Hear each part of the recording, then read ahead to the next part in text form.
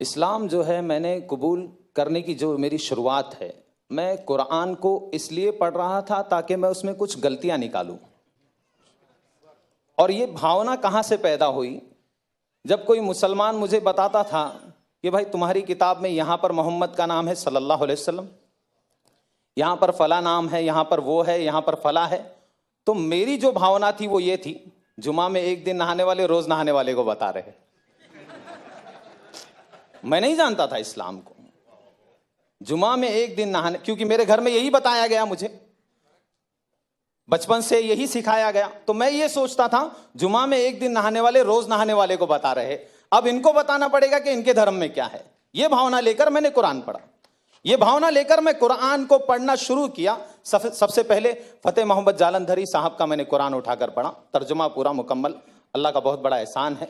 उसी में मेरा जो है जहन अल्लाह ताला ने खोल दिया अल्हम्दुलिल्लाह। मैंने कुरान को पढ़कर, उसको समझकर अल्हम्दुलिल्लाह मैंने इस्लाम को कबूल किया है। किसी के दबाव में नहीं किया अल्हम्दुलिल्लाह। किसी ने दबाव नहीं दिया, किसी ने पैसे नहीं दिए। पैसे देता अगर कोई तो रेंट के घर पे नहीं रहता। अच्छा, बारकल्लाह फीक। अभी तो आप इस्लाम के बारे में बहुत सारी चीज़ जानकारी हासिल करें। मैं आपसे ये सवाल कर रहा हूँ, आप भी क्या है, आप ऑलरेडी जो है लोगों को भी इस्लाम के बारे में आप जानकारी दे रहे हैं, तो मेरा ये सवाल है, क्या इस्लाम में जायज़ है लोगों को फोर्स करना और इस्लाम कबूल करवाना, ऐसा कुछ इस्लाम में जायज़ है क्या? कुरान की आयत है, अल्लाह ताला ने कुरान में अध्याय नंबर 2 के श्लोक नंबर 256 में अल्लाह ने कहा, ला इकराह फिद्दीन, धर्म के नाम पर कोई जबरदस्ती नहीं है। कद तबय्यन रुश्द मिनल गई, मैंने अंधकार और प्रकाश को वाज़ेह कर दिया। अंधकार क्या है? अंधकार ये है कि उस सच्चे पालनहार को छोड़कर किसी अन्य के सामने अपने माथे को टेकना, जिसने अपनी माँ की कोख में, हमारी माँ की कोख में हम सबका निर्माण किया है, उसको छोड़कर उसकी पूजा करना जो खुद माँ की कोख से आए है, उसकी पूजा करना जो सूर्य की पूजा जो खुद अस्त हो जाता है, जो खुद निकलता है, उसकी पूजा करना, ये अंधकार है। प्रकाश क्या है? जिसने इस प्रकाश देने वाले सूर्य की पूजा की बनाया है, उसकी पूजा की जाए, ना कि सूरज की पूजा की जाए, ना कि चांद की पूजा की जाए।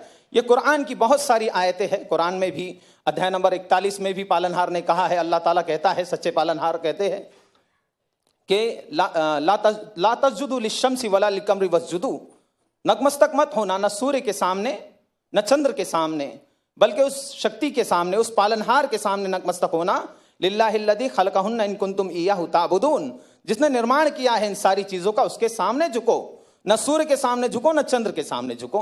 तो इस्लाम जो है ये सिखाता है, एक ईश्वरवाद सिखाता है, सच्चे पालनहार की भक्ति सिखाता है, उसके आदेश के अनुसार जीवन व्यतीत करना सिखाता है। इंसान सुबह कैसे करे, शाम कैसे करे। पहले जानवर था, अभी इंसान बन गया, ऐसा लगता है मुझे। पहले मुझे नहीं मालूम था कैसे जीना है, क्या करना है। सोकर उठूं तो क्या करूं?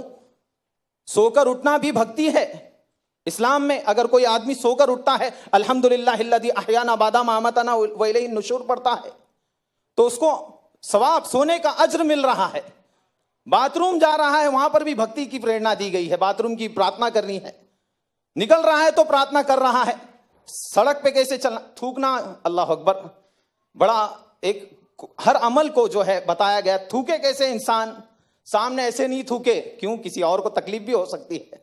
सामने थूके और उसको दबा दे, या फिर उल्टी तरफ थूके, राइट तरफ ना थूके। थूकने की प्रेरणा देने वाला इस्लाम है। वो इस्लाम, अल्लाह अकबर, वो इस्लाम कभी भी किसी का खून बहाने की शिक्षा नहीं देता।